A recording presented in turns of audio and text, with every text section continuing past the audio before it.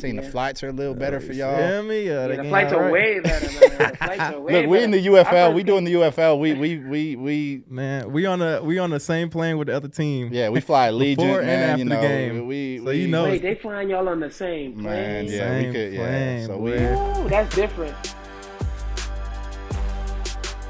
Welcome back to Kicking It with me, D. Yes, sir. What to do? And I'm here with my boy Brad Wing. Yeah. What up, baby? How we feeling? Man? What up? We feel amazing. How you Good, feeling? man? I'm excited, man. I'm good. Yes. As y'all know, we're presented by Sleeper, the #1 fantasy football app in the game.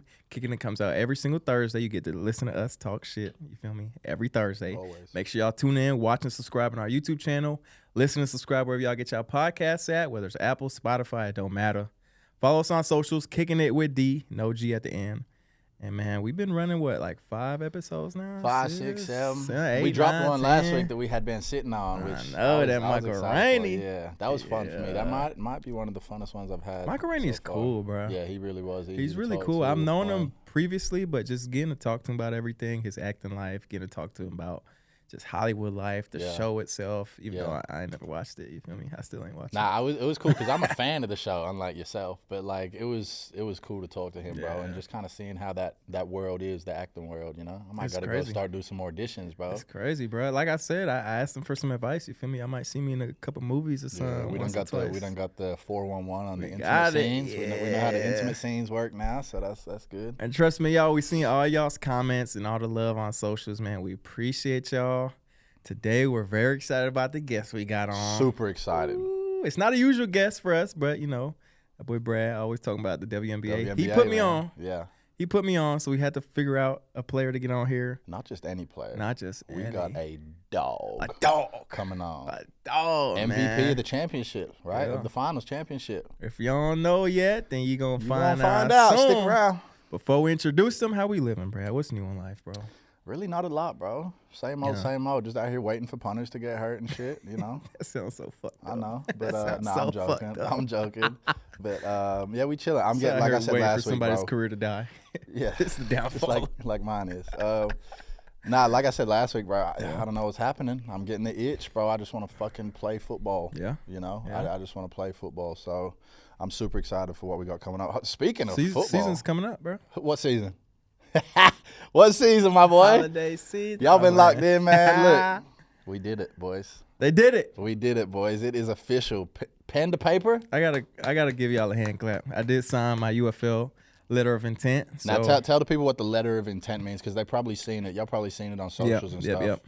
So letter of intent is just basically me acknowledging that I've been offered a role in a position to play. I've been offered the opportunity to come into training camp, compete for the job. And I'm acknowledging that, and I'm committing myself to doing that. Yeah, it's a little different than like NFL or contracts and stuff like that. Letter of intent kind of just means that both parties are committing to each other. Agreeing to work with each other, man. So, I had to run it back. Y'all got in my head. Brad got in my head. And It's been, look, I ain't going to hold y'all. I've been working on this, bro. Overtime. Have I not? Overtime. Just little slight shit here and there, but knowing damn well. You're a master negotiator. You need to work for the government or the FBI or something. Just talking to people, trying to get in their heads. Because I'm trying to turn the Bahamas into a fucking super team, bro. So I've been sending Bridge names and shit. We got Johnny Manziel on the list. I gotta try to get him out there. That'd be nice. Man, but I basically agreed to come back because, again, bro, the story's not done, bro. I cannot go out sad like that, bro. That was a big. Of course, bro. That's like a stamp in my legacy. That's a stamp in history for me. Like you said, I look back 30 years from now, I'm like, damn, I got fucked up on my neck and I just quit. I just gave up. I could have came back. I mean, I'm cleared by the doctors. Healthy. I'm good to go. I'm healthy. I feel good. It's like, why not give it another run, bro? I have an amazing opportunity with the Bahamas. They embrace me. They love what I'm doing. I love what they doing.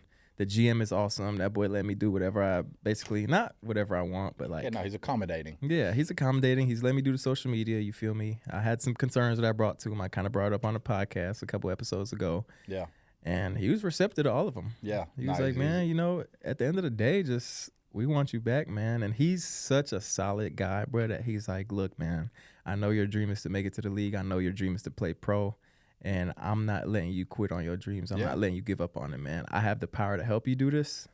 Bring your ass back and kick for the Bahamas, man. I love it, man. It was a team effort, bro. It was amazing. Nah, obviously we're talking about Bridge, and He's just, bro. It shocks me how accommodating he is and how cool he is and just the level of understanding. Great guy.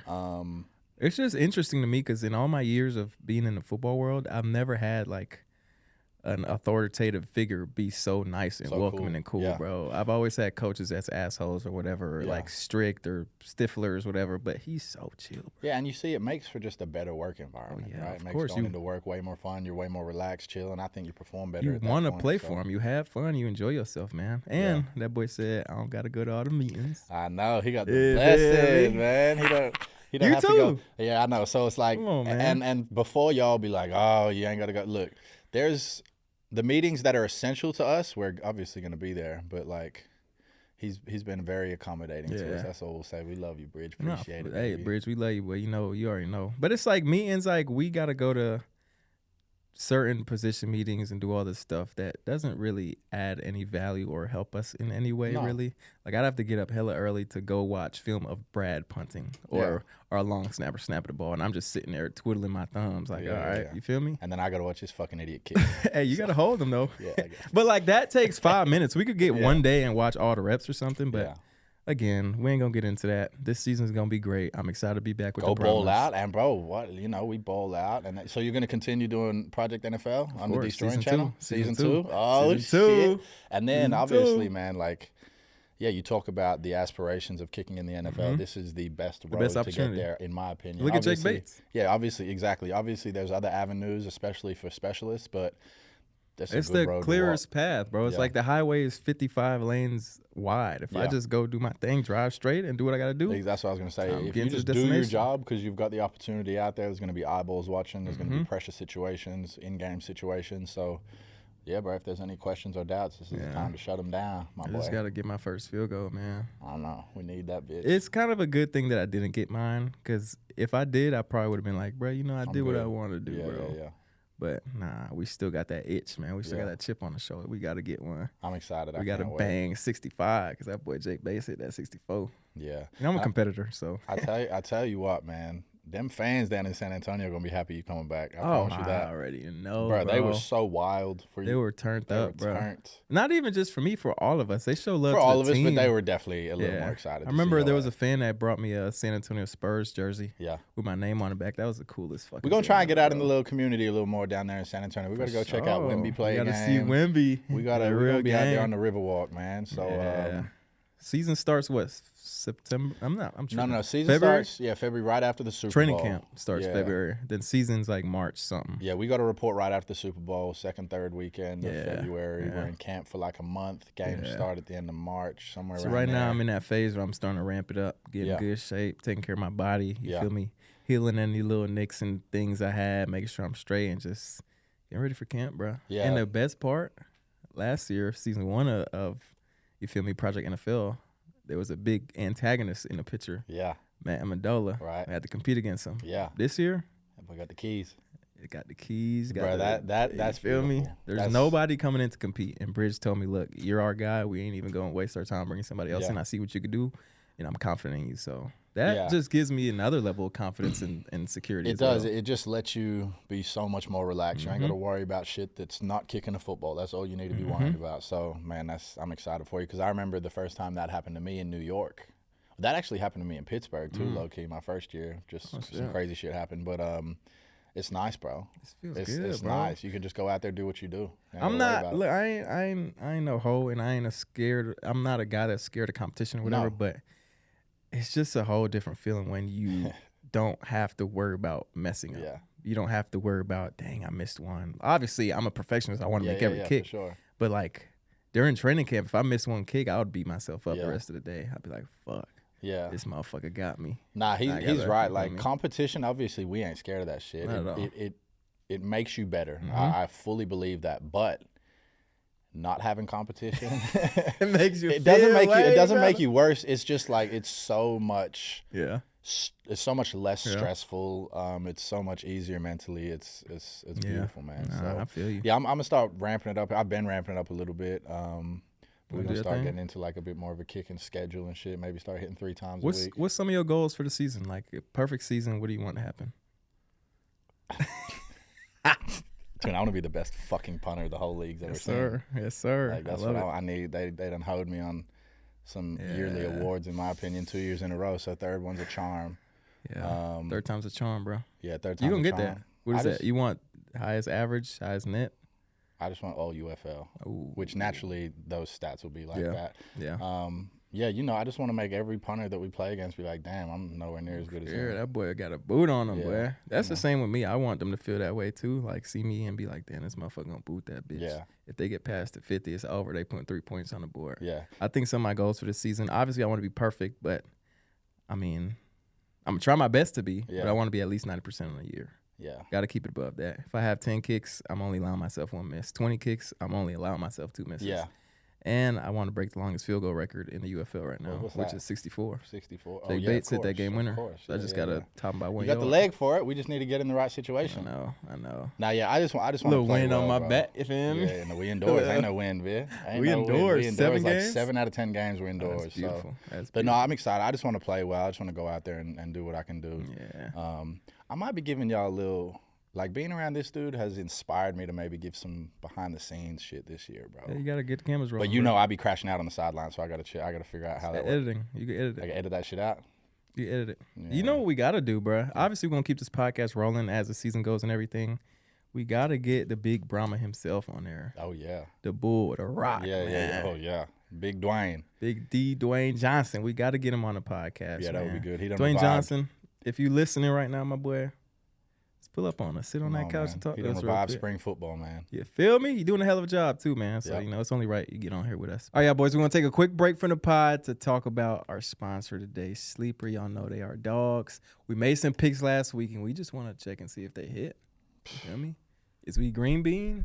Most of mine was fucking green bean. I had one fraud sell my whole shit, though. What you had? So you remember last week, boys and girls, I done gave us what I thought was cash money. I had Joe Mixon rushing over 75 yards. Cash easy. Money. Breece Hall over 65.5 rushing yards. Cashed, easy. Cash money. Devontae Adams over 4.5 receptions. I said I didn't need yards. I didn't need touchdowns. I just needed catches. He gave all 3. So that shit cashed. Cash money. Then we had CJ the fraud Stroud. All I needed was 19.5 completions. How much did he have?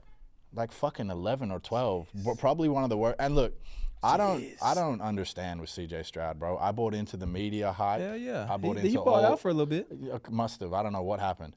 But I watch him. I don't see no crazy arm talent. I don't see no escapability. I don't see no crazy athleticism. So I don't know, man. If I had stock in that kid, I'd be selling all of it.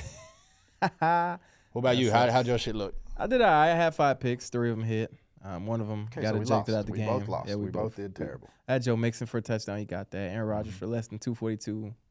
He threw for like 211. Sam Darnold for more than 231. I had him for like 290. Yeah. Justin Jefferson, anytime touchdown. I'm thinking Buddy gonna cash, but they didn't throw any touchdowns to Justin Jefferson. Week. And then Puka Nacua, I had him for a touchdown as well. Buddy touchdown on Buddy's helmet and chin. Yeah, for real. Got it kicked out the game. So no winners over here this week, boys. All right, y'all boys. Now it's time to get into the weekly roundup where we react to the best clips that happened in the NFL this week. Huh? Okay, What we got? Center. I already know what's gonna be on here. Sports bro. Center. We got a see. big, you feel me, big catch. He might have overtook a little throne that was You set in think stone. so? I don't know. Talking about Garrett Wilson's one-handed catch. That looked He had 2 of bruh. them, so I we know. have to be specific. We are talking about the second We're talking one. about the touchdown where. Bro, I think they were both tutties. Were they? I think so, bro. I think he had 2 one-handed touchdowns. But anyway, the one we're talking about is the one y'all all seen, the jump man. Yeah, He looked like the jump this man. jump caught me off guard, bro, because I'm watching the game and I'm thinking, okay, he's strapped. And I know where Buddy just raises up.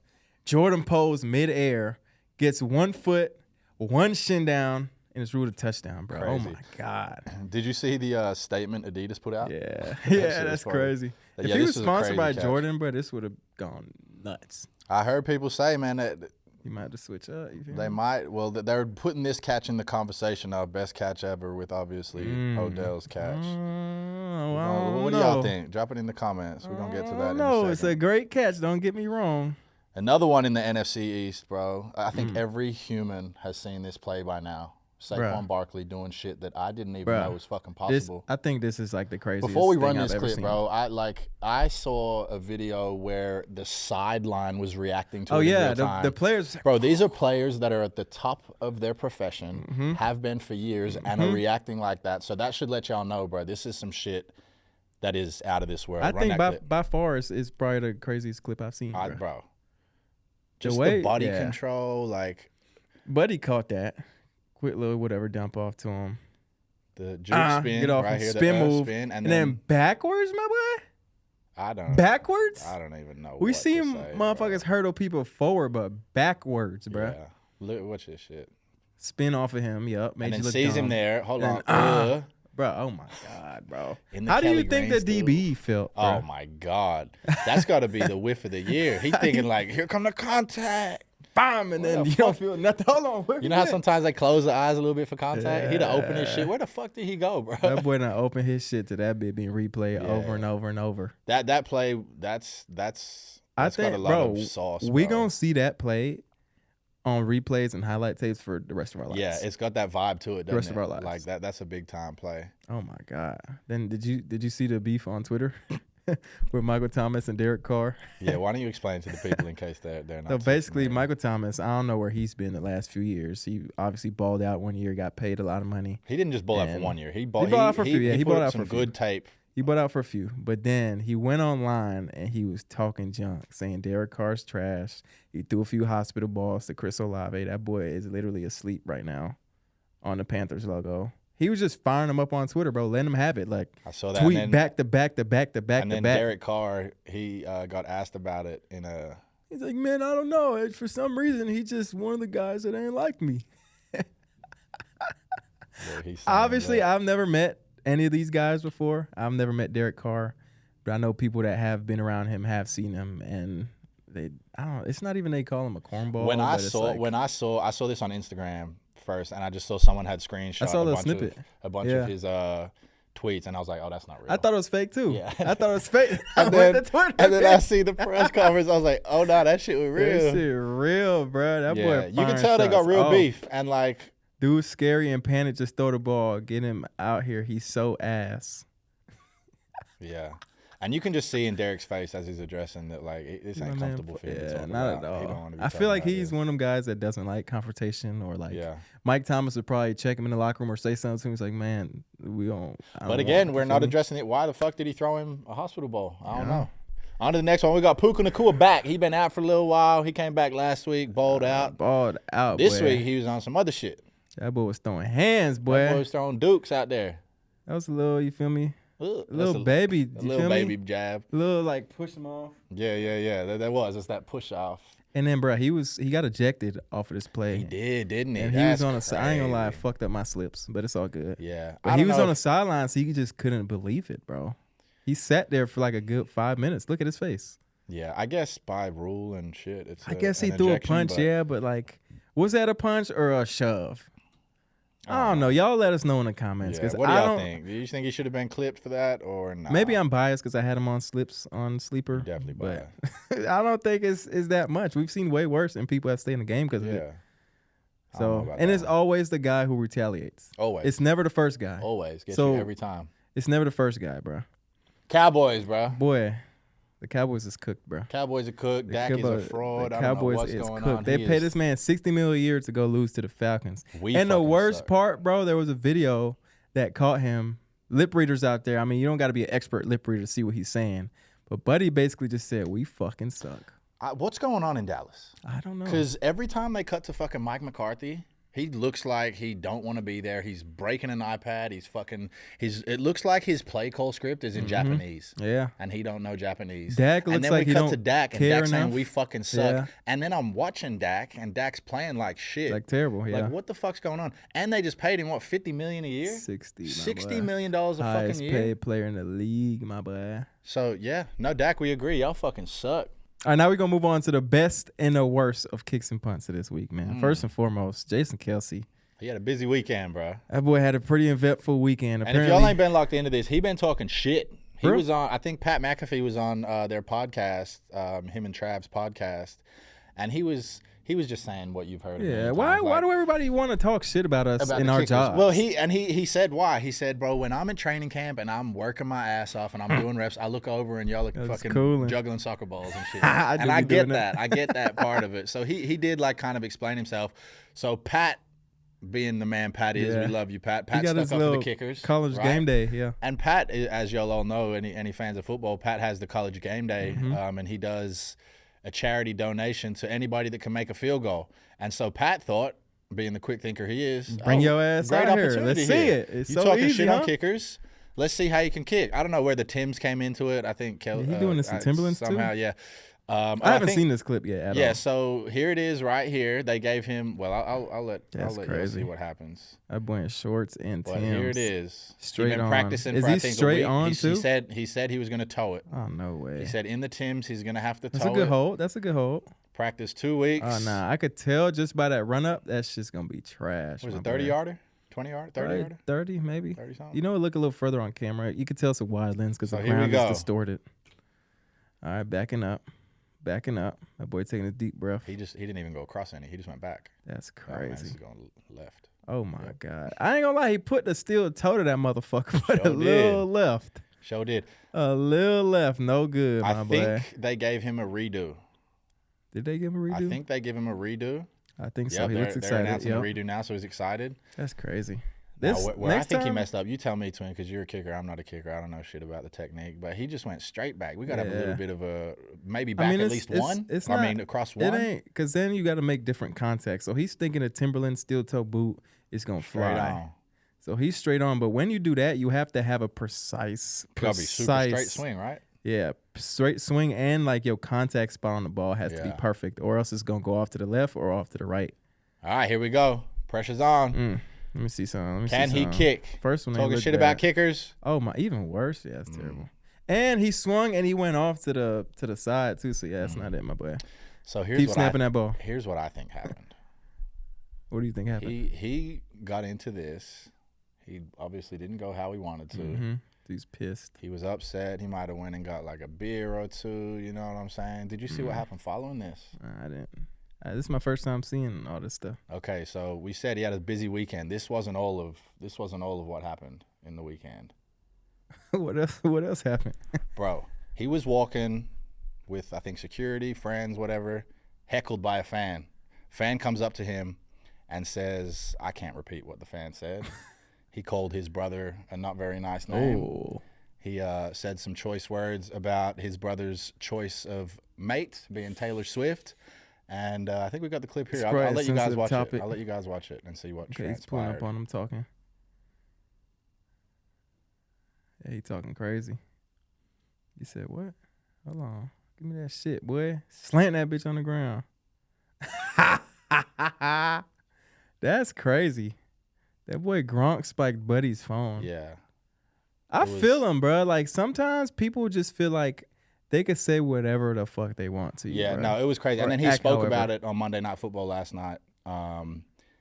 And, you know, he wasn't proud of himself. He said he met hate with hate, which he shouldn't Yeah, do. that's not good. But at the same time, fuck that people fan, bring it bro. out of you, bro. Fuck Yeah. that fan. I remember I was at a high school game, and at the end of the game, the fans stormed the field, and this kid was acting crazy, phone all in my face, yelling, D, like not giving me an inch of, invading my whole personal space. I Yeah. pushed the phone away, and he kept chasing me, kept doing that shit. So I grabbed Buddy's phone, threw that bitch on the floor. Yeah. It's Feel just me? crazy to me because, like, that's a strong dude, bro. Yeah, if it gets for you to be physical, trying him, it's game over. it's So, yeah, over. people to try him is insane. Kelce, we not mad at you. We not mad at Somebody you. need to slap these And fucking don't kids worry, my around. boy. If you need field goal lessons, we got you, boy. We got you. I got you, my boy. You gonna make at least one. So we gonna dive off the bats. Let's go to the goods, man. Bills game ended with a Bills game. Yeah. long field goal. Did he miss Tyler one, though, too? Bass. Did he miss one that day or no? I wasn't watching that game. I watched it. If he did miss one, who gives a fuck? Because that bowl that he hit at the Boy end of the game, smacked the 61 was it yarder. 61? Yeah. 61 yarder. Let's have a look at Crunch this because time, 10 snaps seconds on the beautiful, clock. holds beautiful. Bang. Look at the bowl fly. Bang. That thing Bang. stayed so Into straight. the net too, my That's boy. about as good as you can hit him. Bang. Good for him, man. Tyler Bass always been solid. What I you know think he's that had feels a like few. right there, bro? What do you think that feels You the like? man, boy. You What? the man, huh? You the fucking. You know, man. as soon as that's coming off the foot, we good. Yeah. Yeah. You just could tell when you Especially hit it, that bro. ball. Look at yeah, that ball. you could just tell. That's no a draw, pure, no fade, nothing. pure That bitch swing, was pure true. contact. He turned up, bro. I know he was in the locker room going crazy. Yeah. I saw it. Did you see the video? Nah, I didn't. Well, he wasn't going crazy. He turned up. No. He cried. Oh, really? Just, man, I'm so happy to be doing this for y'all. It means a lot. So shout out to T-Bass, man. That's dope, bro. I probably wouldn't have cried, but that's dope. That's dope. To wrap up the best and the worst of the week, man, have y'all seen these clips coming out of 37U leagues, boy? Man, I might go ahead. Out here balling. Look at Big Body Ben. Bam! Oh, flip his ass. God. So this is great, man. This is just Jesus men Christ. that can't. Look, why he just? Oh my God. Hey, you got to stand up for your dog, man. Don't hold him up in the air like that. So I guess they're the only rule whacking, is bro. You got to be under 37. I guess so. Nice. I'm sure there's people that's older too, but these boys is whacking, bro. Yeah. And you got to think these is. Oh my God. You got to think these is motherfuckers that work construction. These motherfuckers that work in the office. These motherfuckers that. You feel me? Electricians, grown man, bro. Yeah. But then after they work a whole 40 hours a week, they do this shit on the weekends, and they probably just laid up in bed the whole weekend. Wife got to take care of them. Them boys ain't moving, nothing. That boy working 9 to 5 and then go cover kicks. Man. Damn. Oh my God. Damn. Yeah, I mean, at the end of the day, I know they ain't getting paid for none of this shit. It's for the love of the game. I got respect. Bro. Yeah, exactly what he just said. Respect for y'all, because I know y'all got to practice, watch film, do something. You got to put some kind of time in more so than just game day. Damn, buddy just trucked 2 niggas, dog. 2 at once, bro. This got potential to be a Deestroying video, too. I ain't gonna lie. I might have to pop out to one of these, bro. That shit look, oh my God, bro. Crawl on them. Let me see this. Good kick. Boy, oh my God. God. Yeah, these boys is getting clean. And this league, it's probably ain't no rules like, in the NFL for certain hits and whatnot. They don't care. Shit slide. They going in there smacking shit, Yeah. Shit they living out their dreams from when they was jits and younger, want to play in the league, man. That's crazy. I think we got to keep this thing pushing right now. We got a big guest coming on. Oh, yeah, bro. I can't wait. Yeah, I'm so excited. It's a big guest coming on, man. I ain't gonna lie, you put me onto this whole thing, WNBA. It's fire, bro. I watched, I enjoyed it.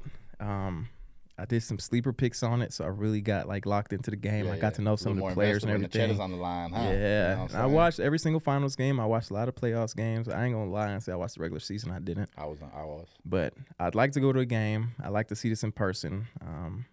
I have to fuck around, pull up to New York. Yeah, we go to New York. Pull up on our guests, you feel me? Yeah, we're going to be in Dallas, too. We can go to all of them, bro. If y'all ain't figured out yet, man, we got Big Jonquel Jones. Big dog hopping on the podcast today, man. Let's talk to her real quick. She's coming fresh off a WNBA championship. 2024 Finals MVP. 2021 League MVP. 6th Player of the Year in 2018, and the list goes on and on. I don't even know if we got If I read all your accolades, this podcast would just be me reading them. So you feel me? We got Jonquel Jones in the building, y'all. What up? What's going on? Thank y'all so much for having me. It's a pleasure to be here. It's an honor to just be in your presence and just be able to chop it up with you. I know you're busy right now. I know you're going through all the little interviews and all that stuff. So it's a pleasure having you on here, man. How's it feel, first of all? Because I mean, you guys balled out. I was watching that game, and it came down to the wire. Yeah, for real. You balled out. I'm going to say you balled out. You know what I'm saying? You played your ass off. Thank you, man. I appreciate it. But it feels great. Just to be able to win a championship, but then to do it in the way that we did it, obviously, and then to do it in New York with a team that's never done it before, in a city that loves basketball and just really know the game and love the game. So it's been a great experience, and it's been an amazing experience to bring one to New York for sure. Yeah. Tell us a little bit about the championship series. Is it a bit of a redemption for y'all compared to last year? Yeah, it was redemption for us for sure. Last year we came up short against the Aces, but last year was also our first year together as a team. So, last year we came together, myself, Courtney Vandersloot, Brianna Stewart, and we decided to kind of come together and make New York like a super team. It was like the biggest talk around the league, and a lot of people was hating on us and all of that too. But I think we came together and we were able to make it to a championship in our first year, and that's unprecedented because a lot of y'all know, like, you bring great players together. It's not a guarantee that the chemistry is gonna work. Sometimes it's not enough basketball for great players, when they play on the same team. But all of us put our ego aside, and we were able to make it to that championship. We ended up falling short, but we definitely had that shared bond and that experience, and we understood what it was going to take for us to be able to get over the hump and ran it back this year, and now we champions. Man, y'all came out hot too. Like, you started out great. I watched the whole season. I'm gonna be honest with you. This past season was the first season where I was like fully bought in. I watched damn near every game. I got some jerseys at the crib. I'm getting yours next. Don't worry about it. I'm getting yours next. Come on, man. But man, y'all came out hot. So did you kind of, I mean, obviously last year you kind of spoke that was the goal, always the goal to go to championship. But at what point this year were y'all like, man, we got something special going on? Honestly, we felt it from last year. Yeah. We felt it from last year. Like I said, to be able to come together in that first year and be able to do what we did. But I think it was just looking in that locker room and understanding that, you know, we had all the pieces. It was just about us going out there and executing it. And, you know, that's why I kind of had that mantra for our team before we ran out every game. We all we got and we all we need, because, you know, it's at some point it's just about going out there and just doing what you have to do and just being a hooper and just going and getting the dub. And I think that's what it came down to, in, you know, especially in the last game of Game 5, just like it was defense. Honestly, it was a defensive game, to be honest. It was kind of low scoring, but when you watch that game, both teams are really locked in. And anytime you're in a series and you have teams that play against each other so often, everybody knows each other's tendencies. Yeah. Everybody knows each other's plays. The coaches got you really locked in to be able to execute and come out on top. So it really just comes down to grit and toughness, and we definitely showed that, and that's why we won. I feel like grit and toughness is your specialty. Yeah. You know what I'm saying? Like I said, I'll be watching. I don't know which team was it against where you had like a little head collision with one of those poor little girls. You know what I'm talking about? Oh, it was against Vegas in the semifinals. Me and Kia Stokes, we ran into each other. I know, and she went down, and you kept it pushing like a big dog. You kept it pushing. You didn't even feel nothing, did you? Look at it. Nah, I ain't gonna lie. When we hit heads, I remember getting up going like, ooh, like that was a hard hit. Yeah, it looked like a hard hit. I think I got my dreads give me a little bit of dreads saved her. And then I'm from the Bahamas, so you know I'm a hard head gal. So yeah. No, I love the intensity you play with. It's so fun to watch. Like I said, you're definitely one of my favorite players in the WNBA. I'm gonna be honest. The Aces was my team until you did that to me. Yeah. I just a big fan of A'ja Wilson and the things she does. I see when y'all play together, bro. It is battles when you playing against her. Talk about going against her, because she's obviously a very rare talent, superstar. She seems like a lovely person off the court. Talk about the battles that you guys have kind of in game time. Yeah, man. I think me and her, it goes back, you know, like her first coming into the league, and actually I met her in college. She came to do a visit. At the time I was at Clemson, and she came to do a visit then, and I just remember like thinking like, damn, like this girl is only in high school and she's already so talented. And obviously she's grown her game and gone, you know, and taken it to another level. But it's always kind of like me and her in our matchups, because I'm oftentimes the person that's guarding her. Yeah. And so I understand that whatever I can do to kind of just get her out of the game, or you know, just make everything tough for her, because she's just so talented. So just make everything tough, and sometimes you're gonna make things tough and she's still gonna get a bucket, and that's okay. You know, you just gotta kind of stay in it mentally and stay locked in. But the things that she's been able to do is greatness. Obviously, I love to see it. I love to see, especially me as a black woman, I love to see another black woman flourish, and do things off the court that have been extremely successful as well. So hats off to her, and I'm excited to see what she does in the future. And I'm excited to continue to compete against her. Continue to give her work. Yeah, talk to me about that matchup, because y'all two big dogs going head to head. You feel me? Y'all both great. Yeah. What is it? Shit talking? How you get in her head? You feel me? How do you get a leg up on her? Putting them elbows in her. You know what I'm saying? Nah. I think honestly and truly, I'm not really like a big trash talker. But I'm the type of person, like, if you start something with me, I'm gonna finish it. You know? Okay. And so, okay. Like that's more of me, of like, I'm not really a big trash talker, but you know, you scream your and ones when you get your and ones. You definitely playing them tendencies. You making sure that you know exactly what they want to do, because when that shot clock starts getting low, players are gonna get back into their tendencies and what they feel most secure in doing. And so, as a defender, it's my job to just try to make them feel as uncomfortable as possible. But yes, it's a tough matchup. It's one of those matchups that you look forward to, though, especially not just A'ja, but the whole, like, the Aces team. And, you know, when you've been top dog for so long, you're going to be hunted. And every team was hunting them this year. And we felt that a lot this year, too, with being like a a newer team that had so much success last year. Like, there's teams they'll have 5 really bad games. They play against us. They playing like all stars. Playing their best. It's So a you got to Super be, Bowl, they championship. yeah, exactly. That's their opportunity. They got the most eyes on them. Sometimes we go there and their gym might be the most full it's been all season because, our team is bringing those people in too. And so you got to understand that people got it marked up on the calendar. And, if you don't have that hunger, you don't have that drive, people are coming to knock you off and they're going to make you look crazy. Yeah. Quick interruption to the pod because game day just is not the same without Popeyes wings. And also, this episode is brought to you by Popeyes, official wing of watching football.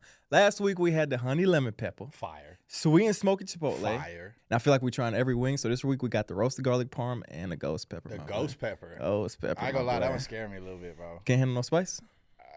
Nah. I'm finna knock it out first. Here's my thing. I'm gonna try that one first, too. I'll tell you how ghost this pepper really is. Here's my thing with spice. I love it, but shit hurts sometimes. Oh, boy, you're gonna die. No, I'm playing. I want this roasted garlic parm, though. Yeah. Ooh. Yeah, no, this is the one I need right here. Yeah, that's the one. This is the one. Yeah, listen, with 7 flavors like sweet and smoky chipotle, honey barbecue, and garlic parm, there's a wing for every single fan. Grab a tailgate bundle, your crew, and let Popeyes bring the flavor to your game day. Order on the Popeyes app. These things good as hell. Or at your nearest Popeyes to make Popeyes the MVP of your game day. Now let's get back to the pod. Bye. Bye. You talk about the fans and the eyes on the game. I feel like now, Yeah. more so than strong. ever, y'all got more eyeballs on the game than ever before. Yeah. I see, bro, we can't get no tickets to these Liberty That's games. what I'm Sold saying. out. They be sold out, Sold man. out, man. That's why you support got to y'all. hit me up. Oh, That's yeah, why we you going to gotta be hit hitting you me up Yeah. for sure. But y'all. talk about, Come on. because you've been in the league since 2016, just the growth from been your crazy. position, what you've noticed, obviously, way more fans. Y'all guys are getting a little bit more cheddar now, I think, from companies. I seen the flights are a little better for y'all. Feel me? Yeah, They the getting flights are right. way better, man. The flights are way Look, we better. in the I UFL. first We doing the UFL. We Man, we on the same plane with the other team. yeah, we fly Allegiant, Before and man. after You the know, game. we So you know Wait, they flying y'all on the same man, plane? yeah, we Same could, yeah. plane, So boy. we, Ooh, that's different. That's one Yeah. time that happened. We were playing against the Chicago Sky in I think it was 2022. And it was the semifinals. And you just finished playing against Candace Parker and all them, and Right. it's a tough game and all that stuff. I get on the plane and I look, I'm like, dang, They're right Candace is there. right next to Right me. there. We both sitting in the exit row, and I'm smack dab in the middle between two Chicago Oh, same Sky row's players. I'm crazy. like, dang, Oh, this is same. just crazy. same row is crazy. See, with us, After they that, I was like, I got to get a privacy screen on my phone. 'Cause Got at this to. point, I can't even text without you seeing what I'm, you know what I'm saying? So I definitely have had that experience before, but to do it all season Man. is different. with us, That's they at different. least give us the decency of one team's in the front half, the other team's in the back half. Yeah, so they charter Yeah, the whole that's- plane, and one team's at the front, and they do like a row of Yeah. police and security, then the other team's at the back. But we lost the championship game, and then we get on the plane, and they are happy in the back, and we just like, all right, bro. And even for the championship, The everything, game, yes, Everything, all yeah. of it. But we that's it is what it that's is, it. man. We on the Yeah. come up. Hopefully, we get some exposure. yeah. like At least y'all y'all flying charter because when I first came into the league, we weren't even flying charter. We were commercial, so that was a commercial flight. So they put us there because we were the tallest players on the team, so we had to sit in the got. extra row. Right. But yeah, the league has changed, like you guys have said, and now we're flying charter. We're not flying commercial anymore. So it's a different experience. You don't got to get on the plane and talk to somebody about the game, and you didn't want to talk about it. You Yeah. kind of just you could watch film. You could kind of work on your game. You could just chill if you want to. Yeah. And so it's a great experience. Even when I first came into the league, we had roommates. I think as long as you were on your rookie contract, which was like the first 4 years, you had a roommate. Oh, wow. So you, regardless of what it was, you had a roommate. If you had kids or anybody else, Oh, you had to wow. buy a room for them to make sure that they could come on the trip. And now we have our own rooms and all that stuff too. So things have definitely changed a lot in the WNBA. The viewership, like you said, you've been tapped in and locked in this year. And I think a lot of people, there's a lot of new fans that came in this year and they were like, oh my gosh, the WNBA is actually So lit. fire. These players are actually really It's good. so And it's fire. we've been trying to tell y'all, so welcome. It's like, welcome, thank Yeah. you. You're finally here. Sit back, get your beer, get your drinks, relax, get your food, watch the game and enjoy it because it's really high level basketball. It is. And we've worked so hard to be on this stage and to be respected. And it feels good to have that finally reciprocated. That's amazing. So what I went to LSU, so obviously there was massive hype when Angel was there. So that kind of ushered me into it. Like, let me see what goes on up there. And then I just, like you said, man, I'm watching, and now I'm getting invested with other girls. I kind of joined the hype too. I'm guilty. I seen Caitlin Clark. I love how she balled at Iowa. Jumped on. She ain't ball against LSU, my boy. What's she talking about? It was always interesting, though. It was always interesting. Yeah. It's like, how does it feel? Because I know at first there was a little bit of, I don't know if it's just the media playing it up, but like a little bit of animosity towards those new players, bringing in new eyes and stuff like that. There was fouling Caitlin Clark and doing all types of stuff, talking online. How does it feel from a player's perspective? What's your point of view on that? Because obviously it's helping grow the game, all these new faces coming in, building opportunities for everybody. You feel me? Yeah, I think it was awkward for me, like, or kind of like you would go on social media and you would just see like people pushing narratives that just weren't true. You know, like anytime anybody comes into the league, it's like it's your welcome to the league moment because we're playing hard every night. It's our job and we're athletes, and then obviously y'all notice, but the percentage of people that actually make it professionally to play professional sports is slim to none. You know what I'm saying? So, you know, it wasn't that we, the WNBA players, are trying to like bully Caitlin Clark or kind of, you know what I'm saying, just like make her just feel like she wasn't welcome. But it was just the fact that we're going to go out here, we're going to hoop. You're a major part of your team being successful. And us as professionals, we want to be able to stop you so that we can get a dub and, you know, leave out of here, you know, feeling good and moving on to the next game. And so it was never about her personally or trying to attack her. It was just about us, you know, going out there. And honestly, you know this too as an athlete, the most sign of respect or the best sign of respect you could get from an opponent is them coming out there and playing you hard because they actually respect you. So if someone is, you know, someone out there and you hooping and they be like, man, let him shoot. Yo, that'd be the worst. Like, when they take a step back when they hit the 3-point line, let them shoot that. Let them shoot that. You know what I'm saying? So you come out there and people are playing you hard. That means that they have respect for your game. They have respect for what you're capable of doing. And ultimately, we have respect for our craft and being professionals. That's amazing. Obviously, with the rise in popularity of the game and everything, a lot of more eyes, good eyes and bad eyes, are coming to the league. How do you deal with just like the trolling and the shit talking? Because I know it's a lot of that goes on as well. Yeah, man, it's a lot. It's a lot. A lot of times, my family members are always like hitting me up, like, "Oh, you saw this comment, or you saw this, you saw that." Honestly, the way that I handle it and deal with it is, I compartmentalize a lot of things. So a perfect example for me is like my TikTok. I get on TikTok a lot, but I make sure I have my TikTok structured to where I'm not really seeing like basketball things. So I know that like if I want to be on social media, I could get on TikTok and not have to worry about seeing things that I don't necessarily want to see. Whereas Instagram, I'm following so many hoopers. You know, I have partnerships with different brands and stuff like that. Like automatically when I get on there, it's going to be all basketball, and the chances of me seeing a comment about myself is a little bit higher. But ultimately, I stay out of the comment section, to be honest with you. I stay out of the section. I just don't want to give anybody any type of power to affect my day in any type of way. And if I feel like mentally in that day that I'm not ready to deal with it, I'm just not going to deal with it. Now, when I feel a little bit stronger or have a little bit more mental fortitude, then I'll come back and probably revisit it, if at all. Yeah, there we go. You're doing it right. Because even me as a social media influencer, whatever, as cringy as that sounds, and an athlete, there be people always trolling, whether it's DMs, whether it's comments, and they know exactly what to say to just irk that. You feel me? It's the worst. I played for the New York Giants for 5 years, so I was right there where you're at up in New York. I know those fans up there are loyal and crazy. Bro, I had 2 games where I didn't play good. I had to delete my shit off my phone, bro. It was on your head. They was on my head. And my mom, my poor mom, too, reads it, and then she gets on there trying to respond, and I'm like, Mom, you making this way. That's how my dad is, man. My mom don't be on social media like that, but my dad, he'll screenshot the shit and send it to me. Be like, you seen this? Yeah. I responded to him, and he write a long paragraph. Right. But I wanted to ask you about just being in New York, right? Because your first time in a market like that, right, was that just when you got to the city, you're like, okay, I'm about to maybe turn up a little bit here. This is kind of what not to talk bad or down on any other team that you've been on, but like I've been very lucky in my career. I played with the Steelers and the Giants, 2 first-class organizations. I feel like it does something for you when you're in a building and you're looking around and you're like, man, this feels a little different. Did you have that in New York at all? Most definitely, man. I played for the Connecticut Sun, you know, and so while the organization has been there a while, and I feel like a lot of the people in the front office, they try to do their best to make sure that we have what we needed.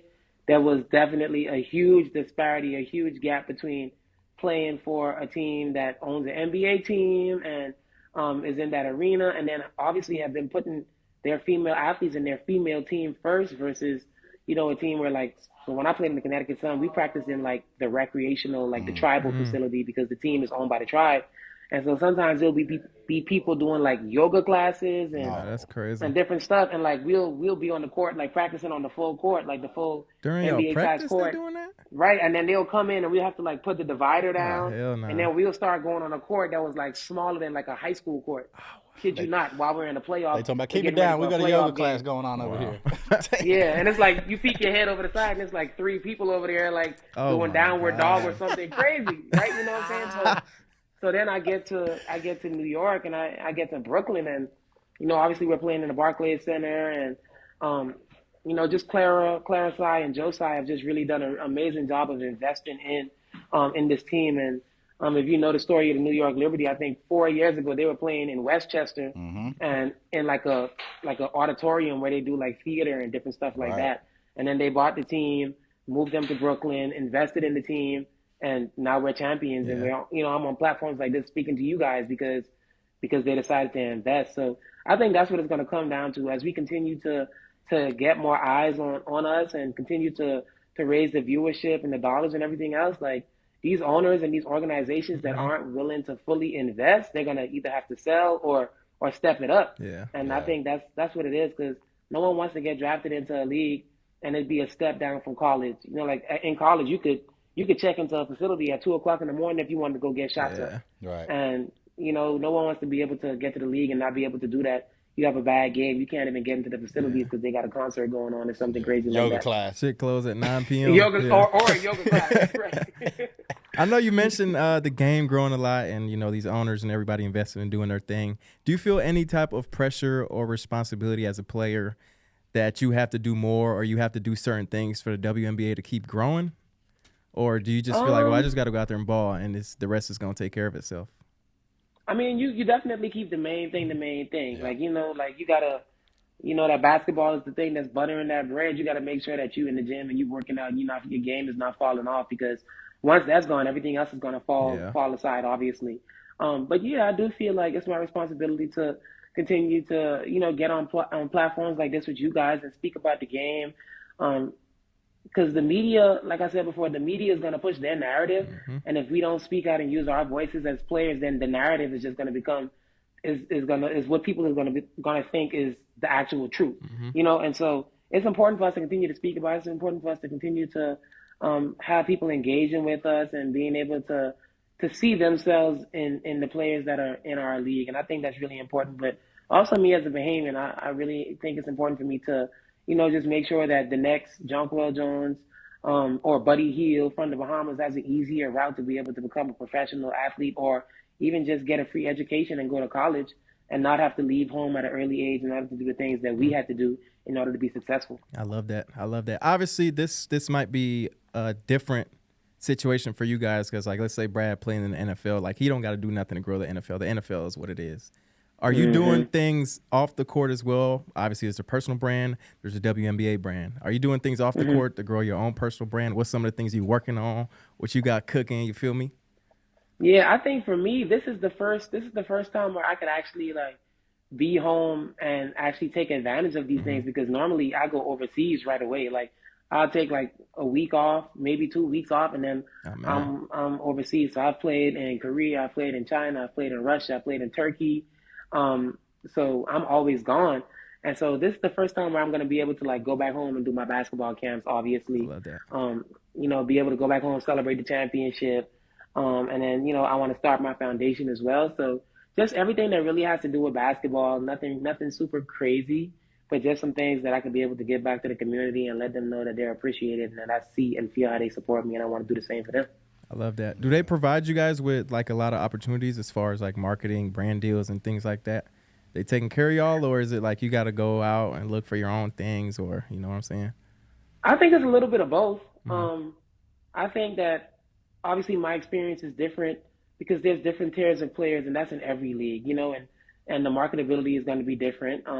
But I think for me, playing on the New York Liberty, being one of the star players and someone who's had an amazing career, I think that there's going to be opportunities for me that a lot of people that are probably not in the tier that I'm in won't have. Yeah. But I do think that we need to allow or to try to make room for more opportunities for players to be able to make money off the court and make money outside of basketball. But, not to speak poorly of the Connecticut Sun, I'm just speaking my truth, but it's such a difference being in New York and being in such a huge city. Like, even last year, the amount of money that I made off the court was probably in 1 year was probably more than I made in my entire WNBA career.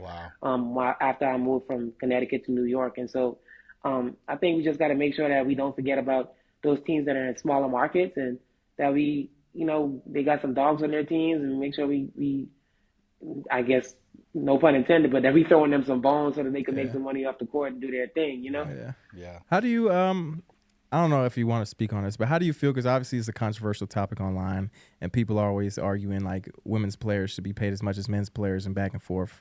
How do you feel about that whole topic? I think it's crazy if we think that us as WNBA players are going to be paid the same amount of money as NBA players. I don't think that's ever been what we have actually said. What we're talking about is the percentages. Yeah. The revenue share. Yeah, revenue share. Exactly, the revenue share. We're saying that we want the same percentages, the same revenue share as the NBA players.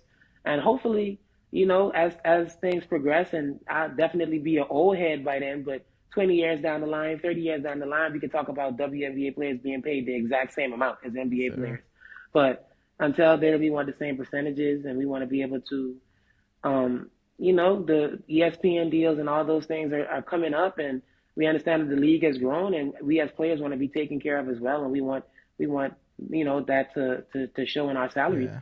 Y'all getting there, and I love to see it. Again, like I said, this is my first year really tuning in, but even I'm scrolling on my YouTube TV, and I'm seeing all y'all's games popping up, like very first thing on the screen and whatnot. So everywhere. You're seeing old different players just everywhere. Asia's always on my Instagram getting posted by ESPN. That's what I'm saying, man. That's what it's about. It's about, making sure that we're marketing ourselves and pushing ourselves so that people do, see the different sides of us, but also remember that the WNBA is there and that we have great players. I need you to let me in on some insider information right quick. All right, what's going on? Like I said, man, I know the girls. I'm fans. I'm not fans of some of them. You know what I'm saying?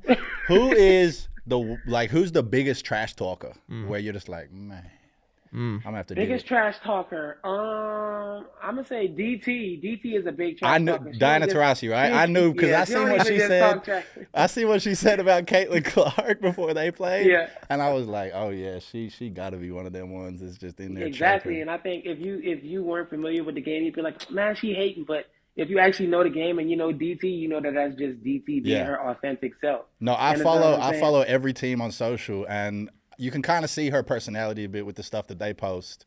And man, she seems funny. I figured you was gonna say her. Now, who she could back her trash talk up for sure. She balling. She like that. We know that. Who can't back it up? Come on, Joe. Who tell me? Who can't back up their trash talk? Who be trash talking and they can't back it up? Yeah. Come on, the hot seat. Yeah, you on the hot seat. Look. Look, she got a name too. She thinking about it, man. You ain't gotta say it, bro. We'll let you off the hook. You ain't look. She knows. So. Give us a hint. At least you can tell me off air. Just tell us what team. Nah, I ain't even gonna say that.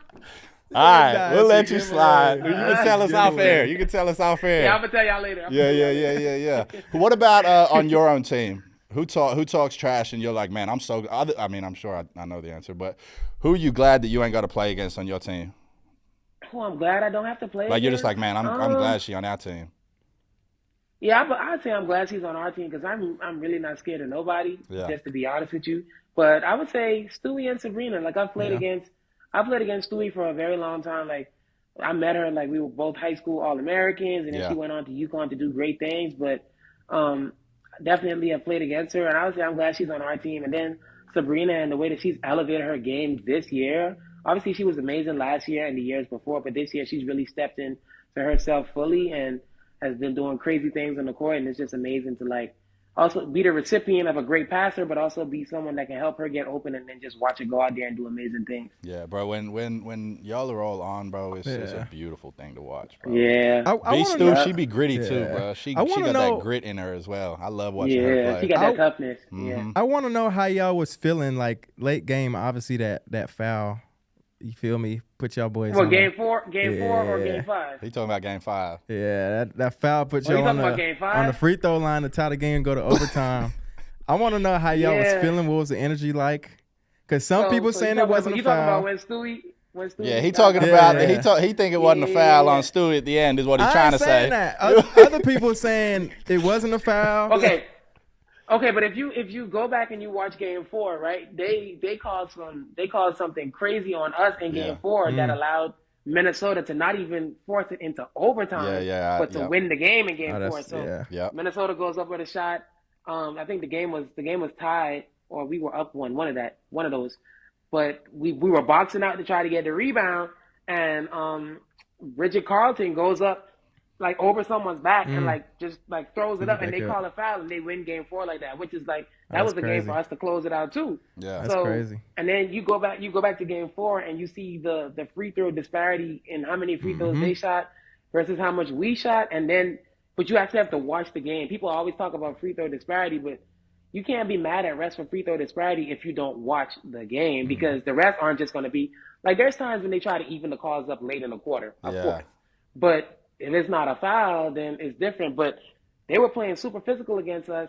We couldn't do anything against them, but they, you know what I'm saying? And so I think that was the biggest thing. And so they, in my book, they kind of got y'all back. They had one in their back pockets for y'all. They, you know what I'm saying? They Game 4, it kind of was taken away from us a little bit, and then Game 5, I feel like they not tried to make up for it, but it's even. They understood what happened. You understand what I'm saying? So, but I think at the end of the game, you put yourself in that situation to be in that situation.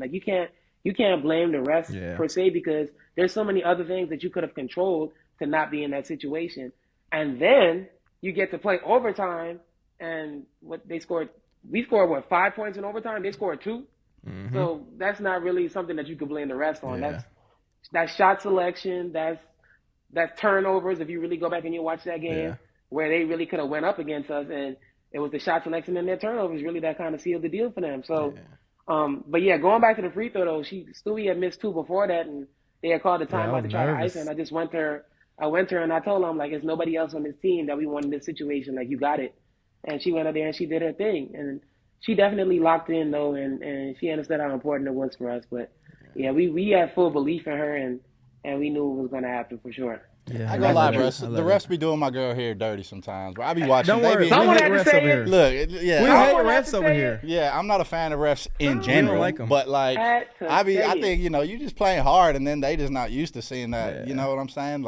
And it's just. But my thing is just be consistent though. What I don't like is like I'm playing hard. Yes, you call something on me. You call something on me while I'm trying to play defense.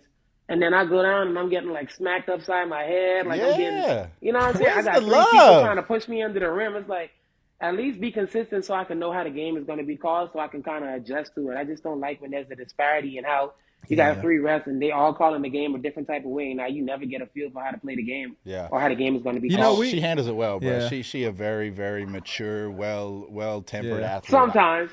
I mean, you be I'd be losing my brain out there. I'm a big fan of you, Jonquel. We firm believers that just how they hold athletes accountable, and after a good game, bad game, whatever, you sit on that podium and you got to talk to the fans. They got to do that shit with refs as well. Refs got to do post-game pressers, bro. Because they be the first ones out of there. Post-game presser, or at least like a referee score or something that we can kind of see after the game. Because, and this is no disrespect to the refs, but sometimes especially in the finals, because I've been to a few finals. It's the first time I won, so this is my 4th finals. But I'd be looking around this the crew we got for the finals? What are you doing here? You know what I'm saying? So it's it got to be some type of, I know they say that they do it, but if you're going to evaluate it, you got to put it out there for us to see, right. so that they can be held accountable. That's you can't say, point. we evaluating it, but we never get to see what the evaluation is like. Yeah. Yeah, because they say that in the NFL too. I've spoken to some refs, and Is it like this too with you guys? Like it's referee crews, so like the same refs will all ref together. Is that what it's like for y'all? No. Okay, so They mix it up. all right, so in the NFL, there's like teams. So like the same refs, it's like a team of however many, 5 to 10, and they go around and do games, and they get graded.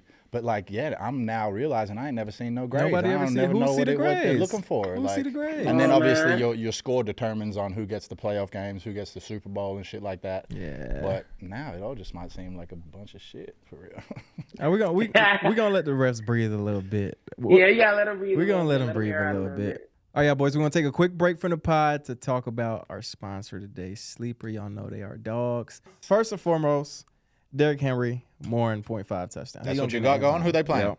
They playing Cincinnati. Ooh, He gonna score. In a conference rival And game then there. in that game as well, I'm taking Jamar Chase for Teddy because last week Joe Burrow threw like 5 of them. He do one. And none of them was to He do Jamar one. Chase, so he's due one. Yep.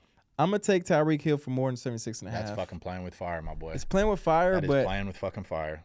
he, in my opinion, the best receiver in the game right now, and he's had a bad year. Yep. They're gonna feed him that rock. Yeah, They're gonna feed him that rock. Tua is hope what, you're right. second, third game in? He don't even know. So hopefully they get their chemistry and shit going again. And then I'm taking Lamar Jackson rushing for more than 49.5 yards because like that's that going to be a tough matchup. He's going to have to make a lot of plays with his feet. Yeah. And we already know he's shifty, he's elusive, he's fast. So he gonna get 50 rushing yards. I like that. I got a couple picks for that Bengals-Ravens game. That gonna be a good AFC one. North, bro. It's different kind of football. So I got Jamar Chase going over 79.5 receiving yards. Okay. I got Mark Andrews getting in the end zone. Mark Andrews, yeah. It's either I like gonna be that. him or Likely. I always pick the wrong It's horse. one But of- yeah, I'm I picking know. Andrews this week. Okay. And then stepping out of that game, this game gonna be good, I think, bro. Pittsburgh, Washington. That's gonna be a good game. I got Najee Harris running the ball like a crazy man. All I Najee need is gotta get right. 61 and a half yards over. Najee got to get right. Speaking of another running back that's running possessed, I think the Atlanta Falcons are going to destroy the New Bijan? Orleans Saints. Bijan? And I think Bijan Robinson is going to go for more than 76 and a half rush yards. Guys, like them that'll picks, bro. turn a little $20 to 261. I like them picks, bro. Yep. I like them picks. Not bad, right? Best of luck, my boy. Appreciate you. Hopefully, I would say I like yours, but Tyreek going to fuck all that up No, for he's you. not. Okay. He's gonna be the first one to cash. Nope. Well, he can be because it's Thursday Night Football Boy, first. But The he optimism, gonna, bro. The optimism is insane. I am positive. That's Tyreek I'm Hill, not. bro. I bet on him last week. So. He's still getting the mojo with Tua, bro. Bro, he came out 2 weeks ago, said, start me on your fantasy. It's been 2 weeks, bro. He did. You still playing like He did. like I'm throwing you the ball. He did. I ain't gonna lie. All right, y'all boys. Let's get back to the podcast. We getting carried away. I But, know. make Peace. sure y'all download Sleeper, and we're gonna get back to this podcast.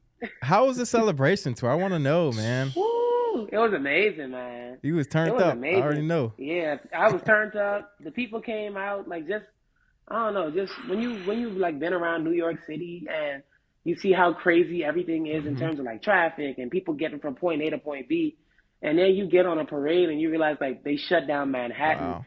And you literally like in the city, like with your arms up, That's with your crazy. trophy, and you got all your family around you, and everybody just showing you love. And it's like, damn, we really shut down the city. Like it's really the first championship in organization history.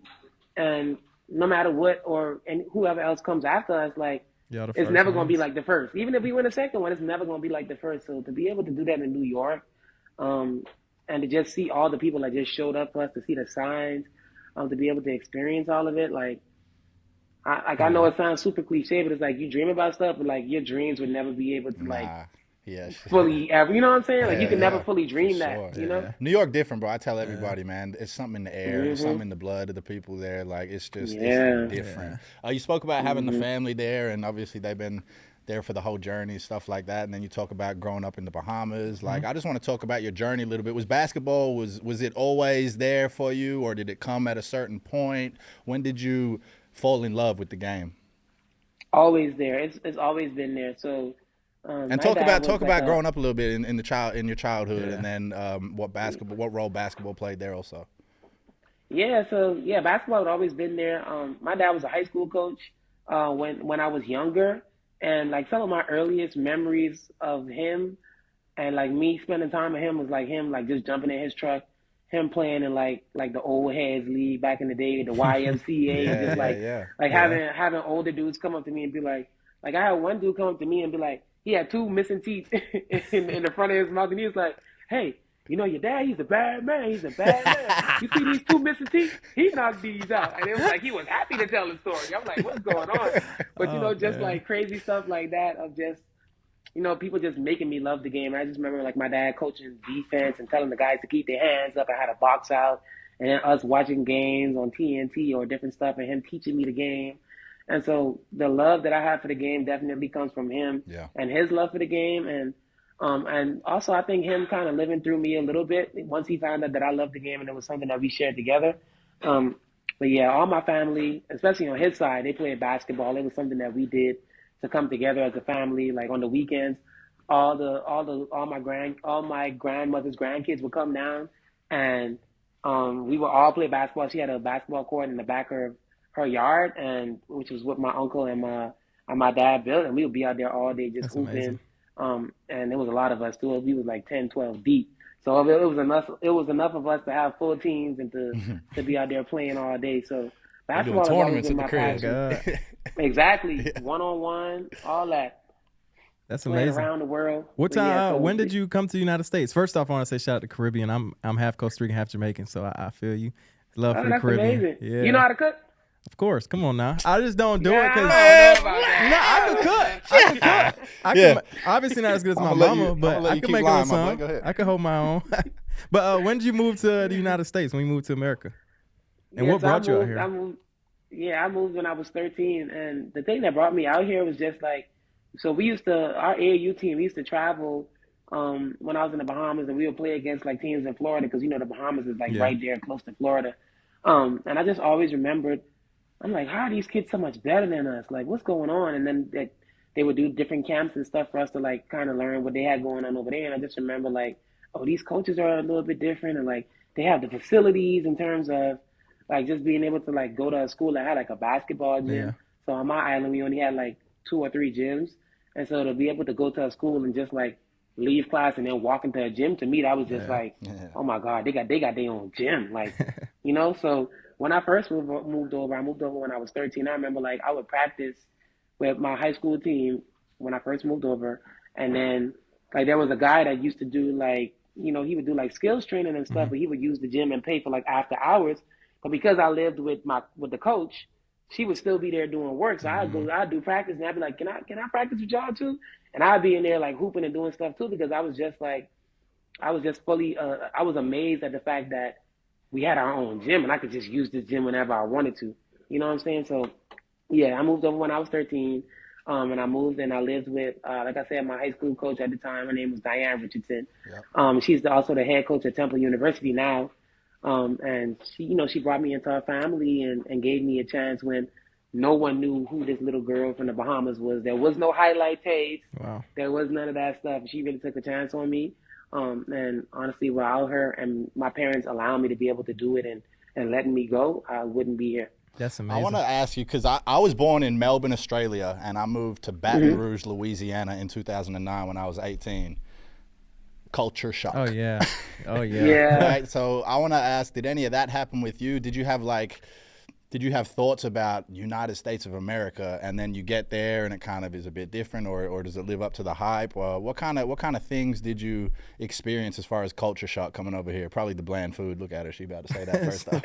Yeah, but they can't cook out here. Silly. No, I'm smiling because it's funny. Like when we start talking about home, how like our accents start coming back up. Like once you said Melbourne, Australia, my Australian accent is really terrible. No, that ain't bad. Yeah. Thoughts. Like I feel like I heard it, but no, I think the biggest culture shock for me was just honestly it was just the level of play that everybody else was at compared to me. Like I was like the best player on my island, and I thought I was hot. That's shit. A flex. I ain't never heard nobody say no shit like that. Island, I'm the best player on this whole land. Oh, yeah, man. Exactly. And so, because you playing against these same people, so right. a community, a sporting community, is always smaller than people think it is. But now you're on an island, so it's super small. You know all the people that you're playing against. Yeah. So, I was like the best player on the island, and then I came over, and it's like, dang, it's back to the bottom again. And so I think that was the biggest culture shock. I think also too, like once I played AAU, to see. I don't know. I guess people take it for granted, but to see like college coaches like just lined off like all around the court and different stuff like that. I don't know how it is for football, but for basketball, you go to like an AAU tournament, you play for a good AAU team.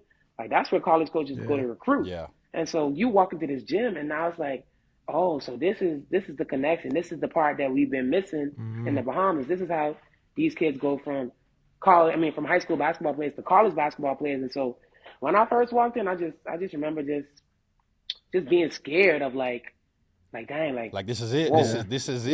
Like this that type of moment, like dang, like this Vivian Stringer from Rutgers and this this Gino Auriemma from UConn, like you almost kind of. It's like you're at the party now. Celebrities for You've the been first watching time. the party. Exactly. Now you're like at the party. I'm in the door. I felt that a lot. I think a lot of my development wasn't necessarily like me developing as a basketball player as much as me just like being more confident and being like, dang, I'm here now. Like these girls ain't got nothing on me. And once that turned on, everything else kind of snowballed, and I was able to like climb the ranks really quickly and kind of find myself. But I think that was the biggest culture shock. I'm trying to think of anything else that was a big culture shock.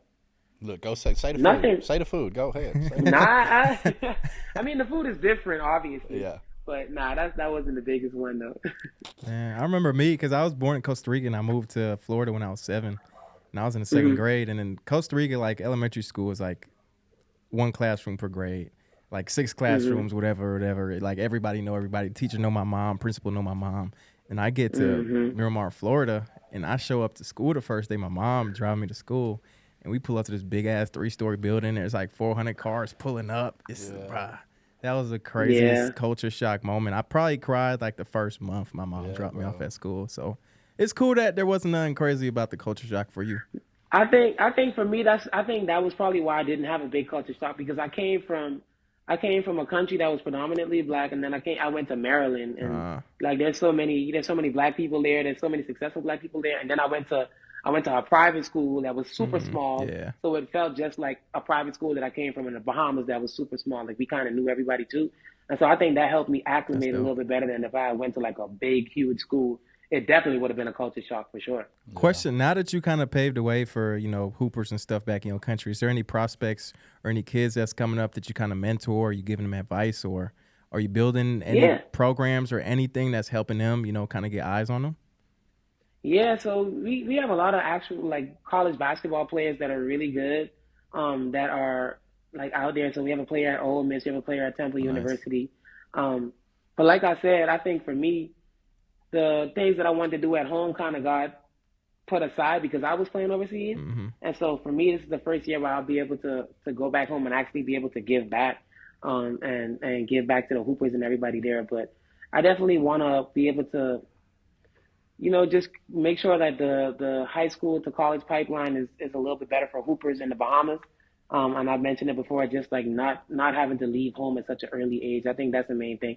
I enjoyed it. I had a great time, but that might not be everybody's reality. Yeah.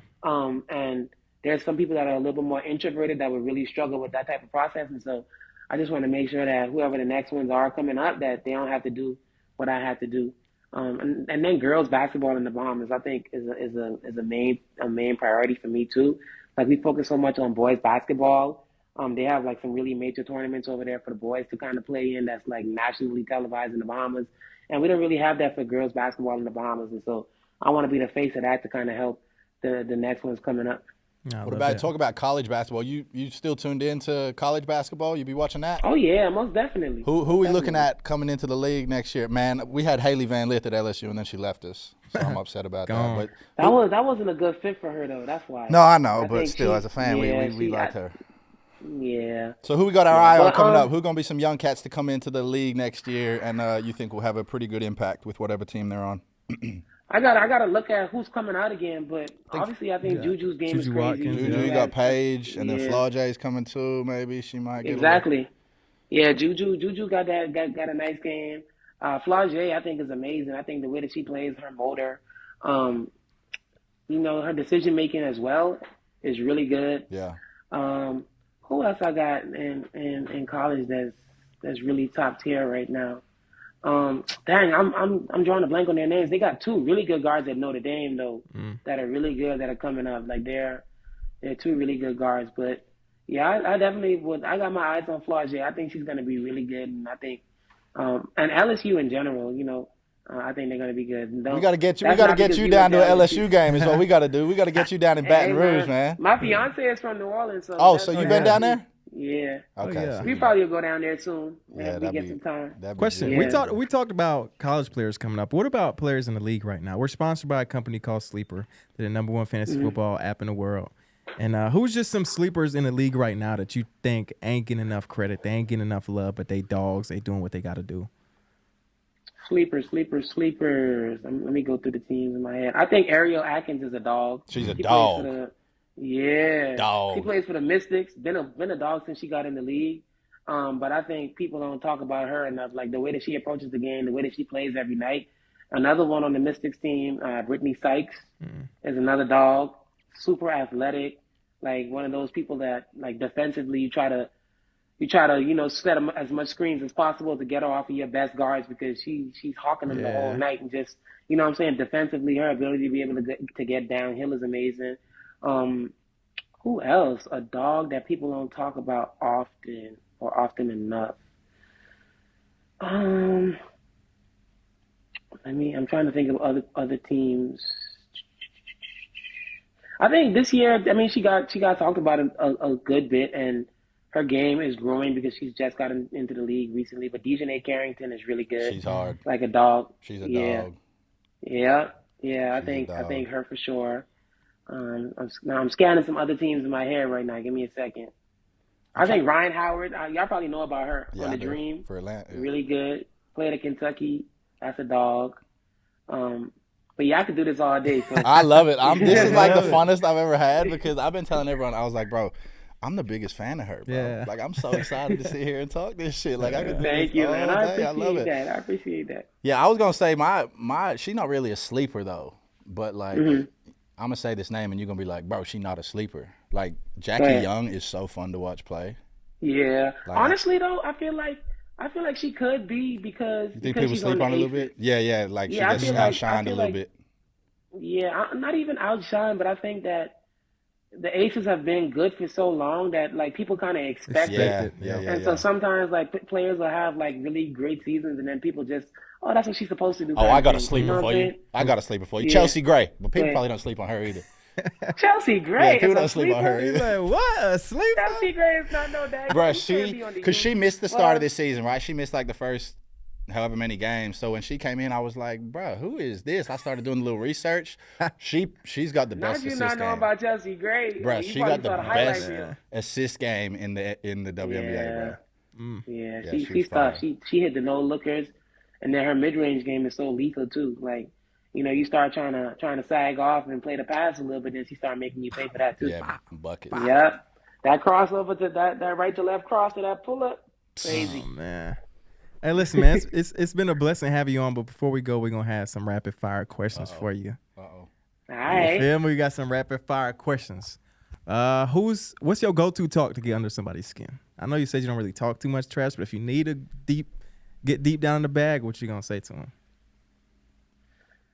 It's easy to get people on a lot. Like if you playing in the post and it's like a post player that's a little bit like shorter than you and you scoring it, the too small always gets under their skin. When you hit them with the too small, even with other like bigger post players, you hit them with that too small, it's just like automatically they just gonna hate you for the rest of their career. I love it. Favorite matchup?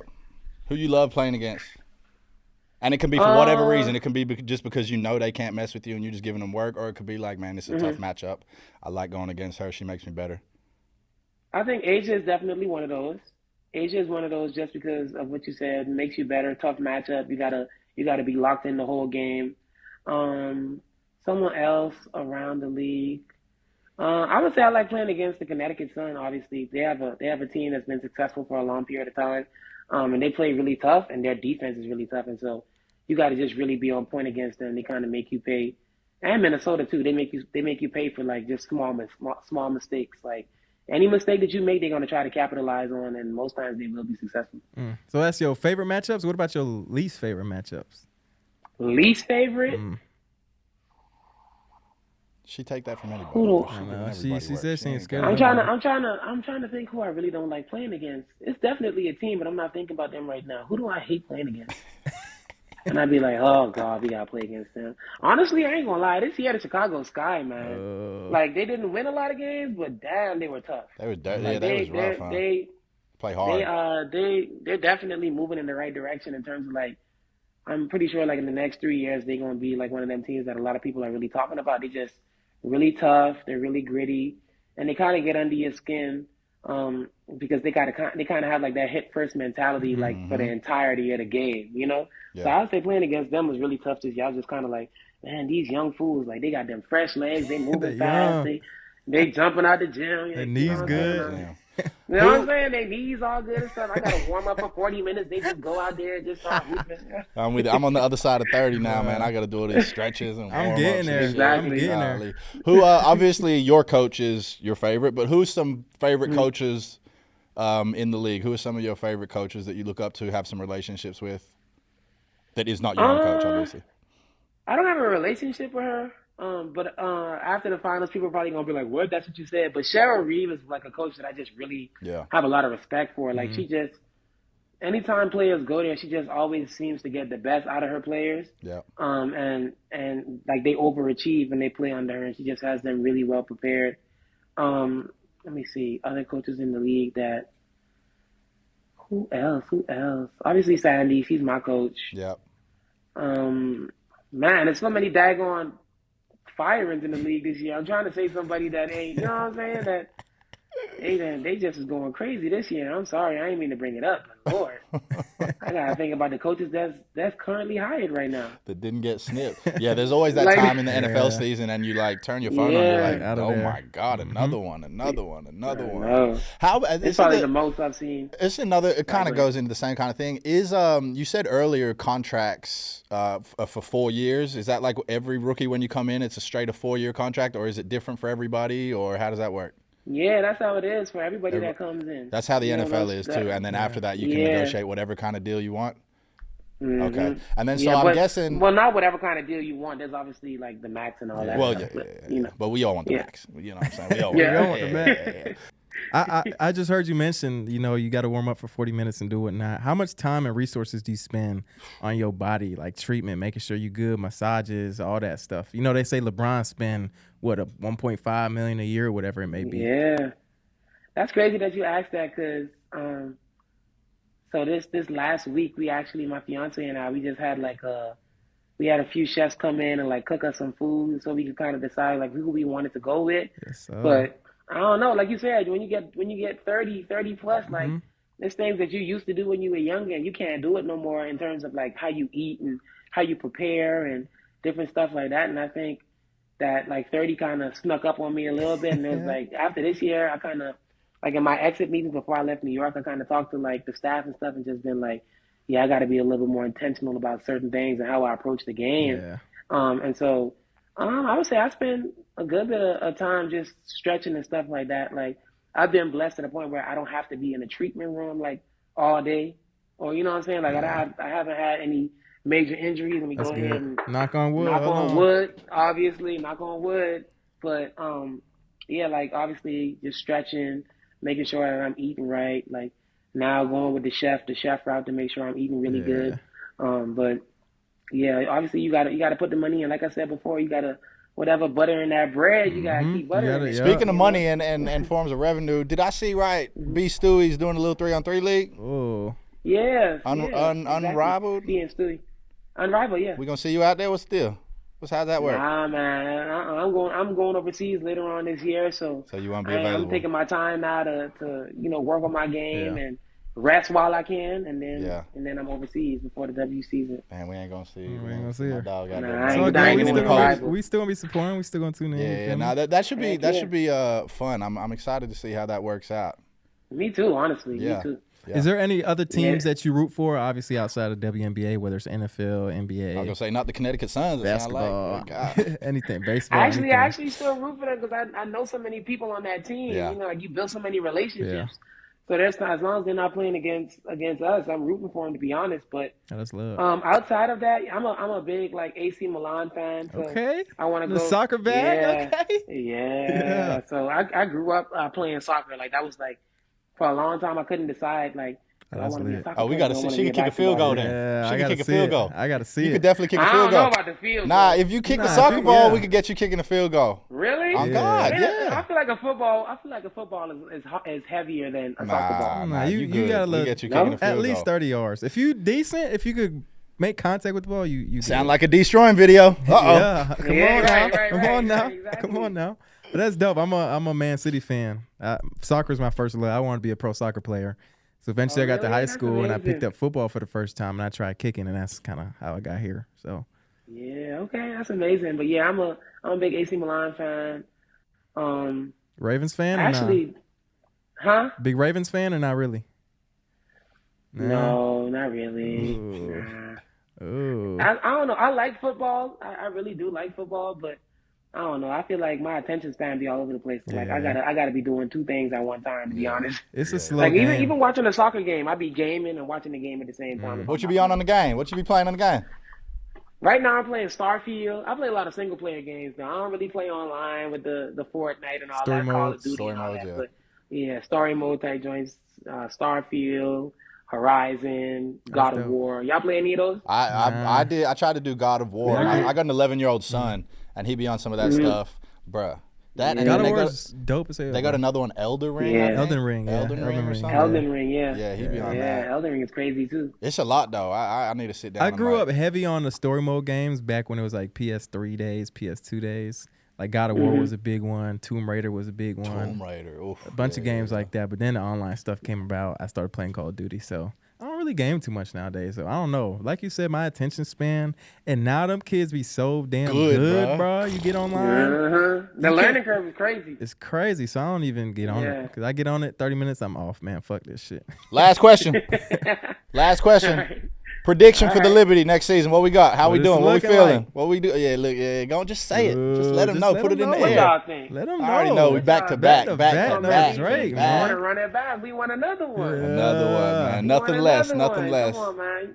We have to make it to a game, man. We're We're going to hit definitely you. gonna make it to a game. I'm Another- telling you, hit me for real though. Like we really will get y'all sorted out and make sure y'all straight. That's Y'all love. got to come to Barclays. The energy in the gym is crazy. Like I'm not even lying at all. The energy is crazy. Y'all got to experience that, man. Yeah, Make sure I no, got my Quill jersey on. You love feel to. me? I know. Yeah. We need that. Exactly. Need that for sure. For sure. That's love, man. We appreciate you. It's been an honor talking to you again. Congratulations on everything, the dub, the accolades. Just you're a real cool, down to earth person, and it's actually amazing that we get to have you here today. I was just watching you on the TV the other day. Yeah, So we know you're busy, so thank you for taking the time. Stay healthy. Wish you nothing but success more in the future, and we're gonna be tuned in, man. yeah.